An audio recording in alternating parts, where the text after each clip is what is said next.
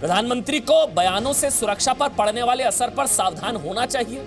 ये मनमोहन सिंह कह रहे हैं कि उनके बयान से चीन को ताकत मिल रही है। प्रधानमंत्री को अपने बयान से चीन की साजिश को और मजबूती नहीं देनी चाहिए। नंबर 1, आगे वो लिखते हैं, सुरक्षा रणनीति और सीमाओं पर प्रधानमंत्री को सोच समझकर बयान देना चाहिए। मतलब आप समझ रहे हैं, शहादत पर सियासत। हम लोग कह रहे हैं कि कब खत्म होगा ये संक्रमण, ये सियासत का संक्रमण जो है।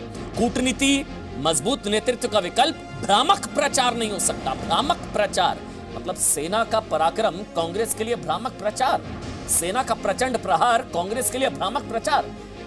झूठ प्रचारित झूठ के आडंबर से सच्चाई को नहीं दबाया जा सकता है। इस चीज को समझ रहे हैं आप?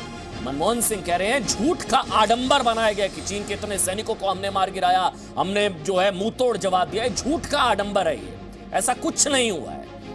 सरकार के फैसले से तय होगा कि भविष्य हमारा आकलन कैसे करेगी। ये मनमोहन सिंह की तरफ से चिट्ठी लिखी गई। हालांकि आप देख रहे हैं शी जिनपिंग पर कुछ नहीं बोला है। सवाल सेना से, सवाल सरकार से, लेकिन चीन पर खामोशी, चीन पर मनमोहन मौन, शी जिनपिंग पर मनमोहन मौन। वक्त की चुनौतियों का केंद्र सरकार सामना करे। लेकिन आज के 5 अपडेट एक बार आपको जल्दी से दे देते हैं, फिर जो जवाब दिया गया जेपी नड्डा की तरफ से वो भी हम आपको दिखाएंगे जल्दी से। गलवान के बलवान पर गर्व क्यों, 5 अपडेट आपको जानना जरूरी है कि दुनिया की तीसरी सबसे ताकतवर सेना को सबक सिखाया। समझिए इस चीज को, बहुत जरूरी है इसे समझना। दुनिया में सबसे ज्यादा सैनिकों वाली पीएलए को बुरी तरह से पीटा, मारा। दुनिया की दूसरी सबसे अमीर सेना की रीढ़ की हड्डी तोड़ दी। मतलब पीएलए की इतनी ह्यूमिलेशन, इतना अपमान, इतनी शर्मिंदगी पीएलए की आज तक नहीं हुई है, जो भारतीय सेना का करारा जवाब मिला। भारत से 4 गुना ज्यादा रक्षा बजट वाले चीन की गर्दन तोड़ कर रख दी हम लोगों ने। और सबको डराने वाली पीएलए, पीपल लिबरेशन आर्मी, चीन की सेना को डराया, मतलब उसका हवा बना रखा था चीन की सेना का। और ऐसा जवाब दिया गया है कि अब मुंह दिखाते नहीं बन रहा है, आंकड़े नहीं बता रही है चीन की सेना। जेपी नड्डा की तरफ से क्या जवाब दिया गया, एक बार वो भी जल्दी से दिखा देते हैं, फिर हम डिबेट शुरू करेंगे। जो जेपी नड्डा, मनमोहन सिंह की तरफ से जो चिट्ठी लिखी गई उसका जवाब दिया गया है बीजेपी के अध्यक्ष जेपी नड्डा की तरफ से। उनकी तरफ से कहा गया कि सेना का अपमान करना बंद करे कांग्रेस पार्टी। ये देखिए, मनमोहन सिंह जब प्रधानमंत्री तब सैकड़ों वर्ग किलोमीटर जमीन चीन को दे दी। जेपी नड्डा कह रहे हैं जब आप प्रधानमंत्री थे तब सैकड़ों किलोमीटर जमीन चीन को क्यों दे दी थी? 2010 से 2013 तक 600 से ज्यादा बार चीन ने घुसपैठ की, तब क्यों नहीं लिखी चिट्ठी? कांग्रेस ने 43,000 वर्ग किलोमीटर जमीन चीन को सौंप दी, तब क्यों नहीं लिखी चिट्ठी? कांग्रेस ने बिना लड़े चीन को जमीन सरेंडर कर दी। हम कह रहे हैं ना कि चीन के सामने कांग्रेस का सरेंडर, जब पहले जमीन सरेंडर करी तब क्यों नहीं चिट्ठी लिखी? तब क्यों नहीं लिखा राहुल गांधी ने सरेंडर, नेहरू ये सरेंडर, ये सब? कांग्रेस नेताओं का आचरण देखकर आपके बयान पर कोई यकीन नहीं करेगा। कांग्रेस हमेशा सुरक्षा बलों का मनोबल गिराती है। जेपी नड्डा, बीजेपी के राष्ट्रीय अध्यक्ष। डिबेट शुरू करेंगे। हमारे साथ इस वक्त retired lieutenant general Gurmeet Singh, जो कि सेना में उप प्रमुख रहे हैं, deputy chief of army staff रहे हैं, वो इस वक्त हमारे साथ जुड़ चुके हैं, आप देख पा रहे हैं। हमारे साथ retired lieutenant general Shankar Prasad इस वक्त आपको नजर आ रहे हैं। साथ ही हमारे साथ retired major general Vishambar Dayal, defence expert. आप तीनों का बहुत बहुत स्वागत। इसके अलावा राजीव प्रताप रूडी भी हैं और डॉक्टर उदित राज भी है, कांग्रेस के सीनियर लीडर हैं। लेकिन सबसे पहले, क्योंकि सेना का पक्ष जानना बहुत जरूरी है जिस तरह के हालात है, सबसे पहले Gurmeet Singh ji, lieutenant general Gurmeet Singh, Galwan surrender कर दिया क्या हम लोगों ने? ऑपोजिशन सवाल उठा रहा है, वो कह रहा है कि ये भ्रामक प्रचार चल रहा है। ये जो आप कह रहे हैं ना कि हमने रीढ़ की हड्डी तोड़ दी, हमने गर्दन की हड्डी तोड़ दी, मुंह तोड़ जवाब दिया, चीन की सेना को कहीं का नहीं छोड़ा, ये भ्रामक प्रचार कर रहे हैं क्या हम लोग? ये बहुत दुख की बात है कि ये वक्त है भारत की सेना का हाथ पकड़ने का, उनका मनोबल बड़ा करने का। और ये जो राष्ट्र, सरकार और सेना की जो रीढ़ की हड्डी होती है, चैलेंज और कॉन्फ्लिक्ट के टाइम के ऊपर में इसके साथ में इंटरफेयर नहीं करना चाहिए। ये सरकार के मुखिया के बारे में उनको कोई सवाल करे।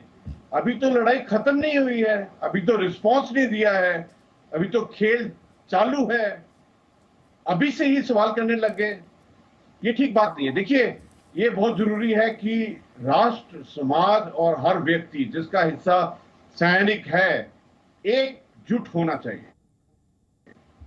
ये समय नहीं है कि आप नेशनल सिक्योरिटी के इशू को, जो एक बहुत सीरियस टॉपिक होता है, बहुत सेंसिटिव मैटर होता है जी। और उसके अंदर में आप ऐसे प्रश्न करें जिससे कि दुश्मन को पैदा हो सके।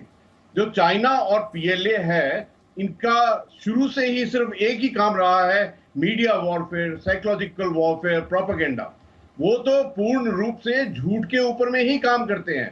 झूठ, प्रोपेगेंडा, प्रॉक्सी पर इसी के ऊपर में काम करते हैं। जो हमारे परिवार का कोई भी सदस्य जो इस प्रकार की बात करेगा, वो उसी को लेकर उछालेंगे। तो ये क्यों, मैं किसी व्यक्ति का नाम नहीं लूंगा, लेकिन ये सोच और विचार के बारे में जरूर कहूंगा कि क्यों वो दुश्मन के प्रोपेगेंडा का हिस्सा बन रहे हैं। और सत्य क्या है? सत्य तो आपने देख लिया है 15 जून को। 15 जून और 16 जून की रात ने जो सत्य, जो एक साहस, शौर्य और बलिदान का परिचय दिया है पूरे भारत को, पूरे विश्व को, और जो पीएलए का झूठ और फरेब का पर्दा फाड़ किया है जी। अभी चाइना, पीएलए पूर्ण रूप से एक्सपोज हो गई है। पता लग गया कि वो असली बात में क्या है। देखिए, उस रात को इमीडिएटली 20 जो पीएलए के सैनिक थे, उनको बुरी तरह मारा है। उसी वक्त उनके कमांडिंग ऑफिसर, चाइना के कमांडिंग ऑफिसर और 7 जवानों को एकदम अपने हाथ पे पकड़ा है। उस दिन जो गूंज थी ना, बजरंग बली की जय, बिरसा मुंडा, निश्चय कर अपनी जीत करो, उसने वो सबक सिखाया है कि चाइना और पीएलए कभी भूलेगी नहीं। और पीएलए क्या है? पीएलए तो एक पॉलिटिकल पार्टी की फौज है। फौज भी नहीं बोल सकते हैं, एक पॉलिटिकल पार्टी के जो कुछ भी है, उनका तो काम चाइना की ही जनता को मारना, डराना, और ये काम है। वो कोई सोल्जर थोड़ी ना है। और जो उन्होंने उस दिन धोखा दिया है, उस दिन जो ट्रेचरी किया है, उस दिन जो उन्होंने लक्ष्मण रेखा को पार किया है, वो आने वाले 100 साल, 200 साल मेरा कंसर्न सर कुछ और है गुरमीत सिंह जी। मेरा कंसर्न ये है, जो भी आपने कह दिया कि चीन के प्रोपोगेंडा को आगे बढ़ाने वाले इस तरह के बयान क्या चीन की ही मदद नहीं करते? लेफ्टिनेंट जनरल शंकर प्रसाद, जब युद्ध जैसे हालात हो, युद्ध काल हो, दुश्मन देश के साथ इस तरह का फेस ऑफ हो, इस तरह के सेना से सवाल या सेना पर सवाल, इस तरह के सवाल दुश्मन देश को मौका नहीं देते हैं, एक संजीवनी का काम नहीं करते। वो कहेंगे देखो आपके यहां पर ही कहा जा रहा है कि आप लोगों ने सरेंडर कर दिया, आपके यहां पर कहा जा रहा है कि कुछ नहीं मारा आप लोगों ने, आप लोग भ्रामक प्रचार कर रहे हैं। ऐसे बयान युद्ध काल में दुश्मन देश की मदद करते हैं या नहीं sir? Lieutenant general Shankar Prasad. देखिए ये बड़े दुख की बात है कि जबकि एक देश दूसरे देश से लड़ रहा है और हमारा देश चाइना से इस समय मुठभेड़ में है, वॉर टाइप सिचुएशन में है, तो उस समय इस किस्म के सवाल उठाना सेना के ऊपर या सरकार के ऊपर मैं समझता हूँ बहुत गलत होगा। मैं ये पूछना चाहता हूँ कि जो कोई भी सवाल पूछ रहा है, उनकी सोर्स ऑफ इंफॉर्मेशन क्या है? क्या उनको चाइना से खबर आई है कि इस तरह से हमारा है? क्या उनको खबर आई है कि हमारी फॉरेन मिनिस्ट्री ने बताया है? देखिए, हमारे प्रधानमंत्री जी ने, और मैं ये सफ़ा कर दूं, प्रधानमंत्री जो भी हों उससे कोई फ़र्क नहीं पड़ता। प्रधानमंत्री जी मनमोहन सिंह भी होते अगर आज की तारीख में, या नरेंद्र मोदी जी हैं, या और कोई होता, जो प्रधानमंत्री होता है उसके पास कई एक इन्फॉर्मेशन आती हैं। उनके पास इंफॉर्मेशन डिटेल में आएगी मिनिस्ट्री ऑफ डिफेंस से, डिटेल में आएगी मिनिस्ट्री ऑफ फॉरेन अफेयर्स से, इंटेलिजेंस ऑर्गेनाइजेशन से, इकोनॉमिक मिनिस्ट्री से, और डिप्लोमेट जितने वहाँ पर हैं उनसे आएगी। उन सब को सुन के, उन सब का जायज़ा लेके प्रधानमंत्री बयान देते हैं। वो बयान आपने सुन लिया, उसमें प्रधानमंत्री ने भारत की जो स्टेटस है, जो सिचुएशन है, वो क्लियर कर दी। उस पर किसी की टिप्पणी करना मैं समझता हूँ गलत होगा, क्योंकि जो भी टिप्पणी कर रहा है, चाहे हम करें, चाहे मैं करूँ, चाहे आप करें, चाहे कोई भी पैनलिस्ट करे, वो गलत होगा, क्योंकि हमारी सोर्स ऑफ इंफॉर्मेशन कुछ नहीं है। हमारी सोर्स ऑफ इंफॉर्मेशन सिर्फ मीडिया है और जो हम व्हाट्सएप में इस तरह की चीज़ें देखते रहते हैं, उसकी कोई पुष्टि नहीं कर सकता। हम सिर्फ पुष्टि उस बात की कर सकते हैं कि अगर कोई सेना का स्पोक्स पर्सन बोले या मिनिस्ट्री ऑफ एक्सटर्नल अफेयर्स का कोई पर्सन बोले या PMO से कोई बोले, जो अभी तक सरकारी खबरें आई हैं उसके मुताबिक ये क्लियर हो गया है कि हमारे 20 जवान शहीद हुए, जिसमें हमारे एक कर्नल साहब थे।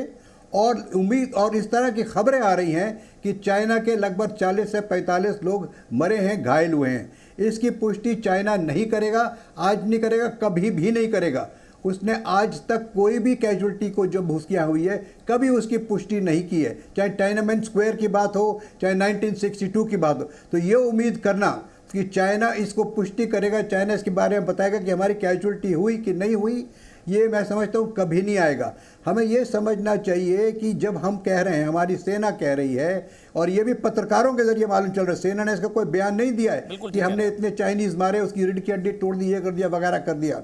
मैं मानता हूँ कि हमारे 20 मरे, अवश्य उनके 40 मरे हैं, लेकिन उसकी 40 है, 45 है, 50 है, 55 है, उसकी पुष्टि कोई नहीं कर सकता। लेकिन हाँ, ये ज़रूर है कि इस समय किसी पॉलिटिकल पार्टी को, किसी शख्स को, किसी संस्था को, किसी ऑर्गेनाइजेशन को भारत सरकार पे इस तरह से उंगली उठाना बिल्कुल शोभा नहीं देता। और मैं समझता हूँ कि इस समय मिलिट्री के बरखिलाफ कुछ भी कहना गलत होगा। मिलिट्री सक्षम है, आर्म फोर्सेस सक्षम है। आप अक्सर सुनते हैं कि हमारे एयर चीफ वहाँ गए, आर्मी चीफ कई दफ़ा गए हैं, आर्मी चीफ फिर जाने की बात हो रही है। हमारे 2 कोर कमांडर, हमारा कोर कमांडर और चाइनीज़ कोर कमांडर की आज फिर मीटिंग हो रही है, शायद समाप्त हो गई हो अब तक। उसका कुछ खुलासा निकलेगा वो सरकार देगी, शायद मिनिस्ट्री ऑफ फॉरेन अफेयर्स के स्पोक्समैन देंगे या कोई और स्पोक्स पर्सन देगा। लेकिन जब तक ये बातें सरकारी जरिए से नहीं आती, हम इसको आज की तारीख में देखिए, मीडिया पर कोई भरोसा नहीं कर सकते। किसी किस्म के आर्टिकल कहीं से निकल रहे हैं, जिससे चाहे निकलवा दीजिए आप, कुछ भी लिखवा दीजिए आप। हम तो सिर्फ ये मानते हैं कि प्रधानमंत्री के पास पूरी नॉलेज है, प्रधानमंत्री को पूरी चीज का पता है, प्रधानमंत्री को देश का हित अपने दिल में है, प्रधानमंत्री वही करेंगे जो देश के हित में है।